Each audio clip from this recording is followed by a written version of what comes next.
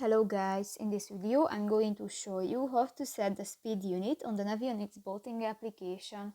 But first of all, I just want to mention, please don't forget to subscribe to our channel, because at 100,000 subscribers we are going to show you our YouTube revenue statistics and growth strategy, how to make money online. So let's jump into it. First of all, open the application on your device.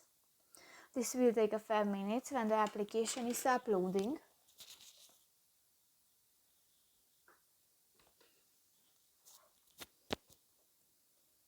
And you go to the menu option as the start button at the bottom of the screen. Go to the settings section and click the units button.